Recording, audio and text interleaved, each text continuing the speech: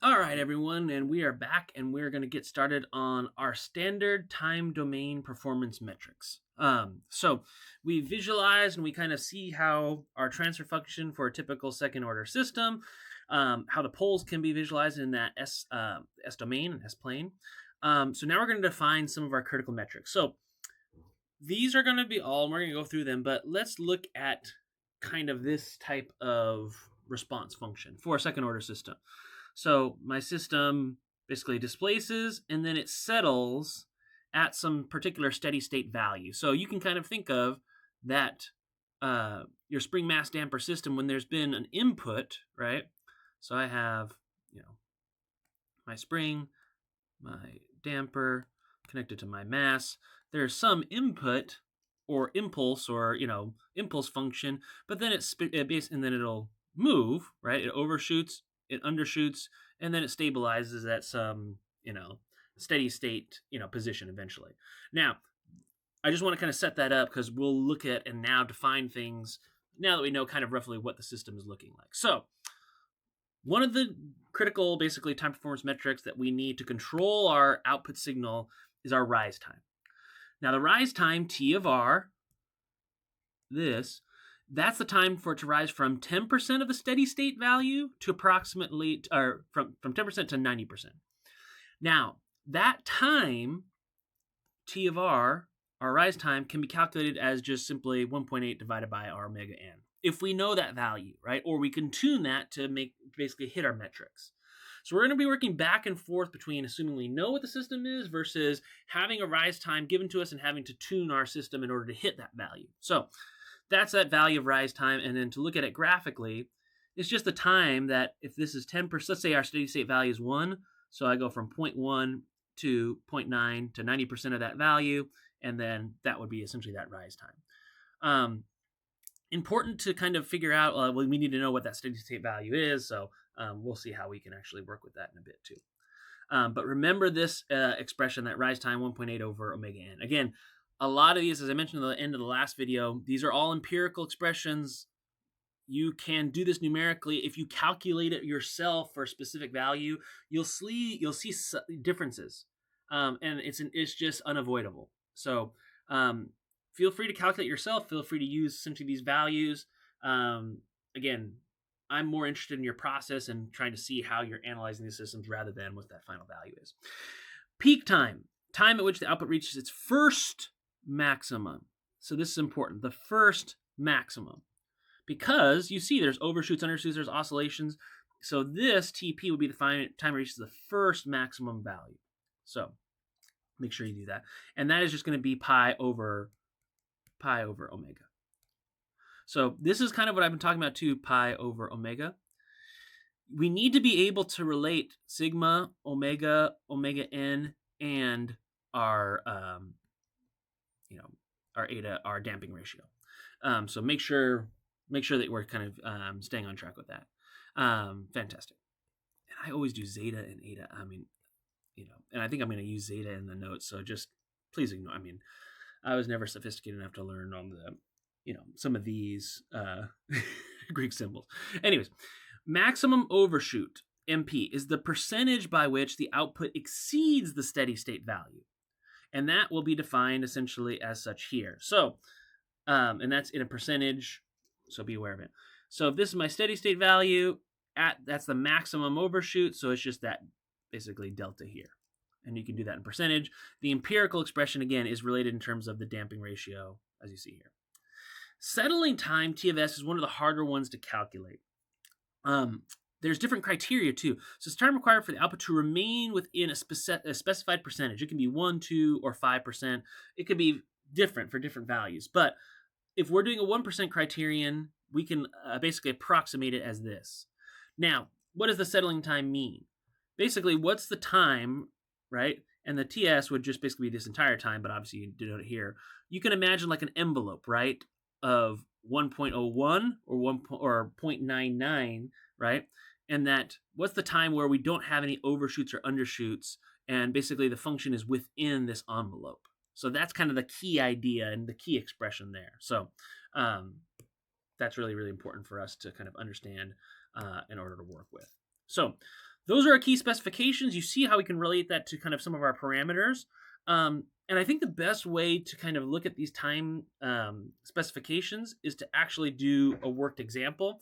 And our worked example is going to be with this second order, spring mass damper system or torsional pendulum. But because we're specifying these, we're doing spring mass damper system. And we're going to set those values here. So let's go ahead and get started. I'm going to go up and we're going to say this is our PS2. So it's our plant function in kind of one space, plant function in the other space. Our U of S, as we kind of see here, the U of T is 1. So our Laplace transform of that would be U of S is equal to that. Remember, our transfer functions we know, and especially for the plant, if you're in a unity feedback system, is just going to be that output over input. So we know the plant. We know U of S, so now we can just rearrange, multiply, and then figure out what's that time response going to be. So let's go ahead and go to here. So you can see the PS here. We're going to define sigma and omegas. We're going to define essentially all those values that we kind of looked at previously. And our Y is just going to be, and we'll look at one type of the function, one other type of function. If we want to keep it in terms of omega and sigmas, all you're going to do is inverse Laplace transform of P of S, U of S, specify it here, and we get our function. And actually, I think we wanted to keep it out of there, but let's see. I'm going to clear, actually for 1 second, I'm going to clear sigma, and I'm going to clear omega. You can define these as this, and we'll define that later, but we can actually look at the function. And you can see, so remember, exponential kind of decay, some sinusoidal functions, we're all good here. But again, this is just Mathematica. So we can also look at it in terms of the other expression, and that looks a lot nastier. You can do full simplify. We can look at some values, but we can get to that in just a bit.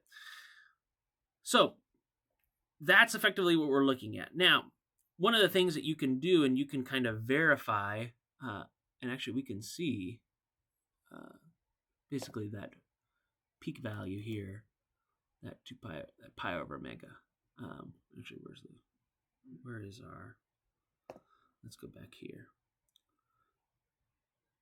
Peak time. And you see actually this little, again, a discrepancy already, but we'll get to that in a little bit. Excellent. So let's go ahead and let's set up our system for omega n and zeta. Let's redefine now our sigma and our omega, and let's start to work through some of these values. So let's do steady state value first, because we need to know what our steady state value is, right, for this function. Now, if we have y of t, right, I might want to just look at it and plot just to get us going. 2 from 0 to 10. And let's do plot range all, and we can kind of see that value. I might want to do, just to make sure, it's always fun to make sure your expressions are matching. Yeah, they basically fall on top of each other. So y of t, y2t, whatever our expression is, it's completely fine. So this is our system. So if we want to figure out what's our steady state value, I'm just going to say my steady state goes to infinity, and we see indeed that our steady state value is 1. If we do the same thing with y sub 2, yt2, we'd actually need our, basically you'd have to have the absolute value here, because you're looking at magnitude. We'd have to look at something else. I forget. I think I'm getting a little bit of a, where's yt2? You'd have to look at essentially the real components there, but regardless, there's kind of a little bit of an issue that you might have to work with. But this is our y sub t, our steady state value. We figured that out. Now, what is our peak time? So if we go back, our peak time should just be equal to pi over omega. So if we look at it and we look at our, I have this expression here, and we can look back here, TPE. So that's what I call the peak time empirical. So this is our empirical expression right here. So that would be, that's what we predict from our empirical result. I can also just solve it, right? The peak time is going to be basically the time at which the derivative of my function is equal to 0. And I can do this, and it's going to take a while. And sometimes it really is difficult. But so you can kind of see, okay, we got this. And then, so let's go ahead and we can take it as such. So times a constant. It's just some constant here. We can pull out that value. We can do this. Actually, we see this little factor. Let's see here. Here we go. Well, we don't want the 0. Excuse me, I pulled out the wrong value. It should be this. So we'll take this expression here. Because that constant, let's just say that constant is equal to 0. And there you go. It's just, it'll be essentially the same thing. So this is your analytical result. Ooh, let's get rid of that. So that would be essentially the peak time. And does that correlate, right? I mean, we can look at it here. Peak time of about 0.36. Yeah, that looks correct. So some of these can be very difficult in Mathematica, especially when you're having really complex and sines and cosines. It could be difficult to use a lot of your solve functions. But again, what we're really focused on here is simply, and actually you can already see that the T2 is really giving us issues, the more complex values. We're trying to just get some correlation, right? And trying to show you that there's similarities, there's differences between our calculations and where these empirical things are coming from. Maximum overshoot. So how are we going to essentially find this? So in the empirical expression, it should occur at 0.16 seconds, or the maximum overshoot value, excuse me.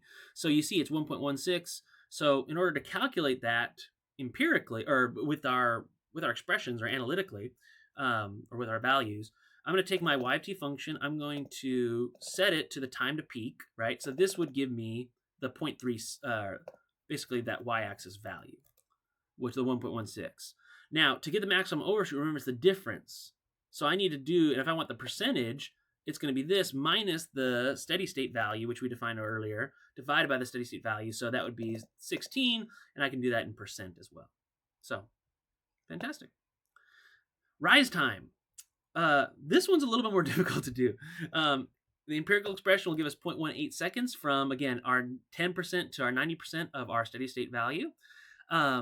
So I've actually pulled these out a little bit already. And actually we can kind of see this here. So if I numerically solve, when does y of t equals 0.1 times the steady state value, right? Because that's 10%. And what you see when I do that, I get a lot of a combination of values that are real and not real. And that doesn't really help too much because, again, it's trying to solve it, and I'm not getting really anywhere with it. So I'm actually going to delete this. But that would be your first intuition, but I wouldn't do that. Instead, you can do find root, and you can try to give it a hint at where that value should be. So, for example, if I look at this, if this is 0.1, 1.2, 0.3, 0.4, yeah, I know it's probably close to 0.05, right? Or heck, I would try to say 0.02 start to look. So I can ask it find root, when does that equal? And hey, I got my time right here, right? 0.048. What about here? Again, it's not really the best way to do it. And then now I can do this here. I can say, all right, well, based on the plot, where would that 90 be? Yeah, probably around 0.2. So you can even say 0.1. You want to be careful, again, where you're giving a hint of where to look. But this would be essentially that value. So I would take this minus this, the difference in the time, right? That would be my rise time, and matches quite well, right? You see there's a difference. So again, empirical expression versus analytical, like our solution. So there will be a difference, but pretty good. Now, is that based on your uncertainty? We'll figure that out. Settling time. Settling time is very difficult to calculate. Basically, because you just kind of have to know where to start looking at it. But we can visualize, and we're just plugging in essentially that little area, right? So we can kind of ask ourselves, well, where are we going to cross it, right? Or what times are we going to start to cross it? There's multiple ways you can try to do it, but again, it's not easy because you kind of want to figure out the last time at the top you're going to cross it, the last time at the bottom you're going to cross it, which of those values is higher, and then you're essentially going to pick and try to solve for that value, right? So for example, I can kind of see here where it would cross, right? 0.86, you know, it's, and then maybe if we, all right, so this is looking at 0.9. What about this at 0.9? What's our next value? You know, so again, now we're looking at 1.08, which is a little bit larger, right, than the 0.92, but is it within that bounds? Again, it's just an expression. We can just say, how about 2? So really, we kind of stuck around here. So you could say the rise time would be this, right?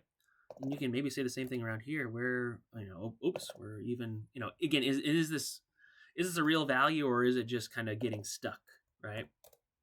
Search line. So we need, you know, this is kind of saying, well, we're not really confident about this. What about 1? Same thing, 0.9, 0.8, 0.5. So see, it's that upper bound is really not hitting. So, and it kind of makes sense. So I would, if you see this error, I really wouldn't trust the value. So I would say something more around this. It's closer to that. So you can kind of set that there. So just be careful again with the values that you're getting. You know, again, it's not easy, and this is not a trivial way to kind of calculate that settling time. So this is fantastic, but, you know, to be honest, it's a little bit, I don't want to say pedantic or kind of, I don't want to say boring either, but it's just kind of a connection, right? How do we kind of see these values? Now, one of the coolest things we can do is we can kind of start to see, well, if we have specific control specifications, are we starting to hit it based on the system that we have? And we're going to do that in the next video. So very important, you know, hopefully you kind of see the connections now, but now we're going to get into the actual, like, creating the controller part. So we'll see you in the next video. Thanks. Bye.